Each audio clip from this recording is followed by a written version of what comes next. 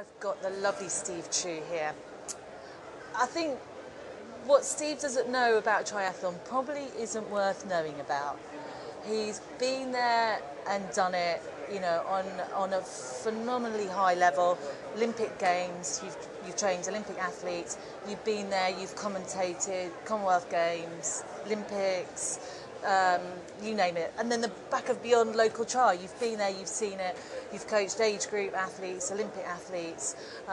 You know, you're probably one of the best known sort of coaches within the sport, I think, and also commentators. And I'm very privileged to have you here today. Very excited to talk about your new video, your new book, training camps, Stoke Mandeville, Italy. So start with your camps. I think I'm going to go now because after that build-up, how do we live with that? Thanks, Annie. It's all true. I've known Annie for ages and ages, so we'll do that bit first. One of the athletes coming along, but after that, then you start developing as friends, and it's yeah, it's lovely to be with you, Annie. True story, everybody. Me and Annie, we're like that. Sometimes people say that things change their life, and I always think, yeah, right, but I have to say, probably triathlon did change my life. I used to teach. I just started to become a little bit disillusioned with it, going up the promotion ladder. Also, had been running to a good level, getting a little bit disillusioned with it. Triathlon came in at the right time, and yes, it did change my life. It developed into some aspects of my career, to having just an amazing time. I mean, I went to the Olympic Games. How do you do that? I talk on BBC television, big time shoot a dime. That's what grown-ups do. And things do come along like that. And if I'm talking to kids now about careers in sport and leisure and all that, I think you have to say, actually, you can do it. You know, you don't need to be academically bright. You don't need to have this huge career pattern just really lined out. Start how it starts. And if that means you work in the local gym, so be it. Because you meet people, you progress from there, and things start developing. And I think with triathlon, I was lucky. It was in at the right time. It had only been going for a couple of years in the country. Coming from teaching with a pretty good coaching background in swimming and in running gave me the inside track. It gave me an advantage because you understand the differences between the three disciplines, and you don't start aiming runners' workloads as you would at swimmers' workloads, which are obviously very different. It's been great. Competed at a good level at that time. If I look back now, stuff that I was winning some of the men's events in wouldn't even place in the medal position with the women. So that's an indication of how much the sport has moved on. But the real nice thing has been working in coaching and working in publishing and journalism and broadcasting, things like that. And I've been really lucky. I've been absolutely lucky. It's not about lucky, you're good. Thank you. It's nice to hear someone else saying I'm good, because that reinforces my ideas of me. But yeah, sure, I hope so. But I think you get to a certain level in coaching, and you have to assume the knowledge. The knowledge is there, otherwise you wouldn't be coaching at national level, international level. And I think what it becomes then is as much communication and how you get on with the athletes, so how you get on particularly with the athletes who work with you. And some athletes, it doesn't work out. And when your first athlete leaves you, it's like your girlfriend packing you up for the first time. You know, how can you do this? How can you go away from it? And of course the realisation is that of course this is going to happen. And you know, my best coaching friends, Bill Black, Chris Jones, Glenn Cook, I think down the years we've had athletes where maybe one of my athletes has gone to Chris, one of Bill's has gone to me, one of Chris's has gone to Bill, and it just changes round. And I think that's a lot of the maturity process in coaching, appreciating that no, you can't work with everybody. But if you've got good communication skills, then pretty much I hope that you get the best out of athletes. And, you know, my Olympic athlete, who's one of your best buddies in the world, Sian Bryce, the little bit of magic, if there was with us, was we actually got on. Yeah. I don't think you have to be friends with your athletes, but Sian was a grown-up. She wasn't a 16-year-old kid coming in. She was somebody who'd already been to the Commonwealth Games as a runner. And we just got on well. And the intellectual level was saying, right, we're going to work at some AT threshold work for 6 weeks going through, bing, and immediately pick up. Some people, you say AT threshold, and they go, yeah, but what are we doing, Steve? What's the sessions? So there was that nice communication. We got on well. She would babysit my kids. We'd go out as, you know, with my wife and with Paddy, Sian's husband, as a group. So it was really good. That's at one level, that's the Olympic Commonwealth level. What I really get off on at the moment is working with age group athletes coming through. So you're doing the camps? Yeah, the camps are lovely. We work Stoke Mandeville, we do the weekend camps there. I love them. I mean, sometimes Saturday morning I'm driving down, a little bit of trepidation, what's it going to be like? But at the end of the Saturday I think that was great, because again it's the feedback you get from the athletes, that little dawn of understanding when you're talking about swimming technique and someone goes, yeah, I see what you mean. Bing, you know, that's like, there's $100, thanks very much, you know, send in the next lot. It is that, and I still get a huge buzz of working with athletes of all standards. I'm doing a little bit with swimming at the moment with young kids. I adore it. I absolutely adore it. I would pay to be on poolside because it's just brilliant feedback all the time. I know what you mean. You know, I understand what you're saying, and that's lovely. And with that, and with the camps, and you know, the Italy camp we do in May. Thank you for plugging this, everybody. I really appreciate it. But it's true. It's a great, for me, it's not quite a 2-week holiday, but it feels like that. And that's in Italy. Whereabouts in Italy? We go to Cesenatico, where I think you stayed there, Annie, when you got medal at Worlds. Rimini, very near Rimini. World Championships. I worked there with the British Junior squad initially and with Chris Jones, and we've used it for the last 5-6 years now. It's perfect. We've got a 25-metre pool on site. We're next to the woods for running. We're Lovely next to the beach. little family hotel. It's great. The guy who runs it is an ex-pro bikie, so he understands if you get mud and grease and whatever. Bring bikes into your hotel room. It's done. And we're right on the 9 Hill stage of the Giro, the Tour of Italy, which again is wonderful because Great just riding. the chance to ride somewhere like that, again, it's on holiday. Let's go out for 2 hours, now we'll have coffee, maybe a bite to eat, and we'll do another 3 hours. Yeah. How many times can you do that in North London? Absolutely. It just doesn't happen. So that camp's in May? That camp's in May. Still got places available? Yeah, we've got... this sounds like the big sell, isn't it? They're going fast, ladies and gentlemen. Yeah, we've got some places available, of course we have, and we can always squeeze people in. That's the nice thing, where you can get 1s and 2s coming in. Steve, where can people go to find out about this? People go Tri247 website, I guess. I know Henry's got some stuff on there. Yeah. Contact me on my email, which is Get On 24/7. And your website? No, best not to website. The email is, here we go, Trew, T-R-E-W, @personalbest.demon.co.uk. Okay. It's the longest email address in the world. We're just currently updating all our training camps, so that information is going to be available in the next few days, so you can come in and check out the training camps, and you'll find Steve's Italy camp there and your Stoke Mandeville ones as well. So if you don't fancy a 2-week, or you can't get that time of work, you can always pop down to Stoke Mandeville, which is just now outside of London, isn't it?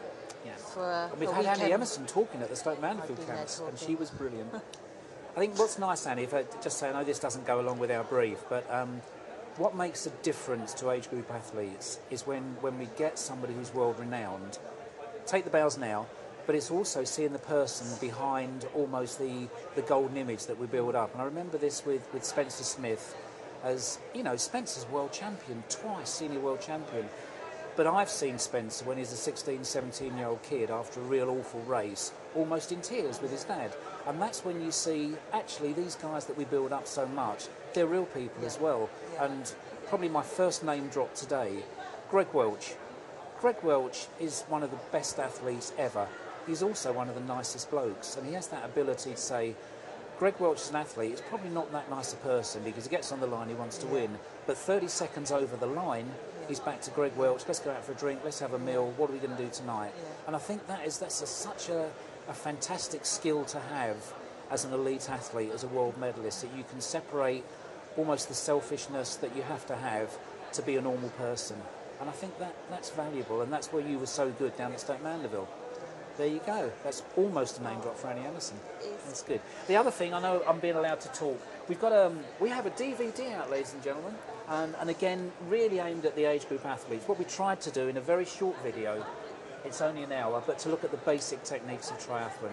I think so many people come in and they're really excited by the amount of work they can do. I think it's very addictive. I can train 2 hours a day, 3 hours a day, 5 hours a day, we can do all these things. So much is technique. Particularly swimming, you know, let's get the correct technique, but also in cycling and running. And we've aimed that DVD at looking at that. So, you know, let's get in at the basics. If you can't afford a coach, if you don't have the chance to get off to all the camps, just have a look at some of these things and then really examine them and come back from them. And we've got a book coming out as well, which is going to be Teach Yourself Triathlon, and hopefully that's going to cover very similar ground in that. So this is basically, this triathlon techniques in action is a taster, is information for people who are kind of starting out. Yeah, very much. I mean, I think, you know, there'll be some middle ground people who would find it interesting and find it informative as well, because we all know about technique in swimming, how valuable it is, but we forget sometimes just how critical it can be in cycling and in running as well. And I guess for running, more so in triathlon, if you don't run efficiently, you get off the bike and it's like a duck, isn't it? Yeah, it really is having that. So I think there's a lot of that there, you know, just look at the basics. And when athletes get injured and they come back, so I'm going to get fit really quick, you say, no, hang on, let's slow down, let's go back to basics. Let's just build up slowly again, look at everything we've maybe missed over the years, over the months you've been out, and start from that. And it works. It works. Back to basics. I think again, second plug, you know, with the Italy camp, we have the chance to be out there for a week or 10 days or 2 weeks. You don't have to do everything on the first day. You know, some people love it, but okay, we'll have a ride which is maybe just 40 or 50 kilometres, and we can take whatever time. We'll have different standards of the running group. Certainly always with the swimming, we'll split into at least 2 groups, normally 3 or 4 groups. So we've got people who are just learning to swim, along with people who are maybe sub 20 minutes for 1,500 metres. And again, you know, that communication thing with coaching, you've got to aim it at the standard of the athlete. If it's too much above, too much below, then you're just not going to click and it doesn't work. Yeah. So we've got the DVD, we've got the camps, we've got your book, and I'm a big fan of yours. I'm a big fan of your first book, A Long Day's Dying. A Long Day's Dying, which came out many years ago now. I could read it again. It's one of those books you can read again. We've got a new book now, A Moment of Suffering. Yep, this is, okay, about the third plug. We go from that. I love sports fiction, Annie. I really do. And when I was a kid growing up, if I could get a short story about running or whatever, I just used to love it. I used to get the comics Saturday morning because they would always have, you know, the centre forward who scored 9 goals, or the tough of the track who used to work right through the night and eat fish and chips and all that. I just fell in love with the whole thing. And I started running when I got injured. Running. Fell over, broke lots of bits and pieces. And all of a sudden I had this amazing amount of time where I wasn't going out running. And I wrote a short story and a magazine accepted it. And it was like having a baby. It just felt like that. I think I was outside the shop every day for about 6 weeks. We've got to get it through. And that started it. And everybody thinks they can write a book. And I believe everybody can. But you've got to start. And when you get round to it, you think, can I really write 100,000 words? No, of course you can't. But can you write 1,000? And can you build that up to 2,000, 3,000, 4,000 and just get a chapter? And that's all you've got to do. Then you get a chapter and then you start having the ideas of where it's going and you know what's going to happen. But it doesn't, because the characters then take over. You create these characters and say, well, would Jerry Roussel really do that? No, he's too selfish. He'd do something else. What would Rue do? Oh, we like Rue. She's nice. She'd do all this sort of bits and pieces. And they take over to an extent. And it's then that, okay, I want this to happen, but it's got to happen in this way because that's how the characters would develop. I say, you know, I love writing. I would say, yeah, I make some money out of it. It's not my real job. But it's great, and to be able to do something that we enjoy, you know, being involved in a sport like triathlon, oh my God, you know, how privileged, how lucky we are. What's the storyline? Storyline, boy meets girl, boy loses girl, boy gets girl back. It's a bit of romance. Of course it's romance. Romance, triathlon. Romance, triathlon, a little bit of sex, so don't give it to your little brother and little sister. Great, bit of everything. Stuff, a little bit of everything. And it all ends happily ever after. Oh, that's what we like. Almost. There we are. Big year this year, Olympic year. You'll definitely be involved some way, shape or form. Hopefully I think you're going to be doing some writing for us for the site, just updating the readers on what's happening at home and around the world. We've got 3 slots still up for grabs in the women's team and the men's team. At the moment. Yeah. What are your thoughts, predictions? I think it's tough times. If we look on the world picture, and if we said to 99% of the triathlon people out there, who's going to win the women's event at the Olympics, there's going to be 2 names up there. There's going to be Vanessa Fernandez, there's going to be Emmerson. We know that. Yeah, because at 2004 Olympics, one of your best friends was definitely going to win. You know, there was no way it wasn't going to happen, and then we saw what happened when Kate Allen came through.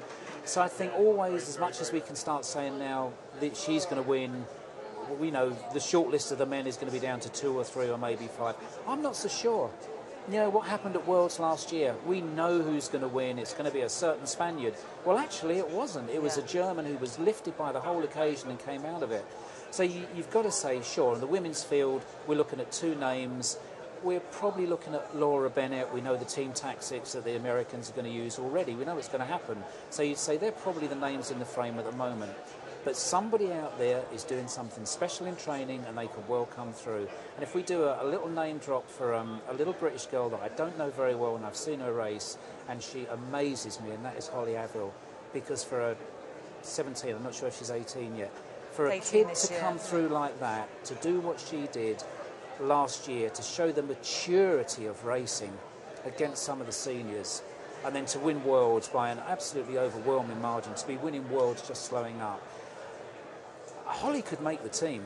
Now that's a big call, but Vanessa Fernandez made the team when she was a teenager, and she did brilliantly, and she's just built off that Athens experience and come through. Holly Averill is very, very special. I think we've also got, you know, Jodie Swallow had the experience at Athens. I felt for her.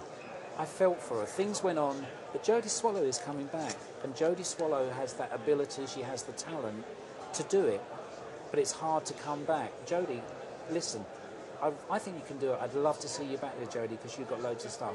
Watch this video and see, truly.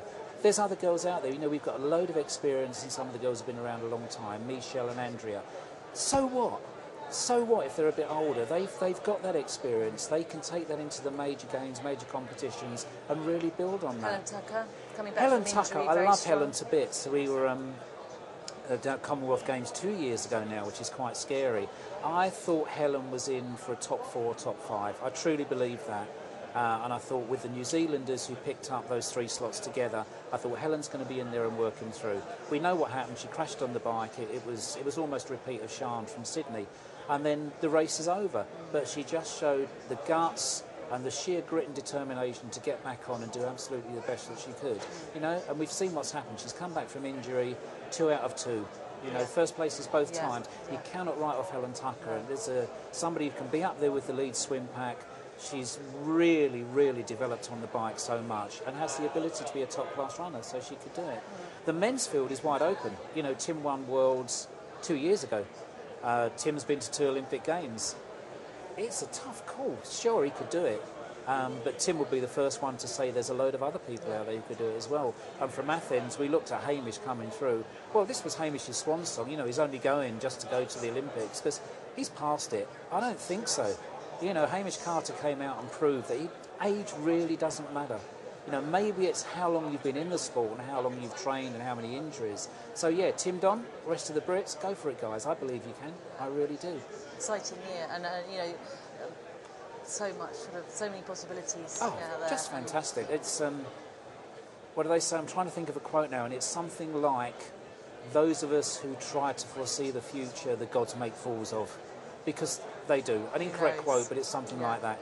No, we can say all these things, bang, That's what makes it so exciting, because it is so wide open. Yeah. But anyway, Steve, I know you've got a busy afternoon. I've got a lovely afternoon. You're seminaring. I'm drinking coffee and talking to friends. Doesn't get much better than that. Doesn't get much better, does it? Lovely talking to you, Steve. Sweetheart.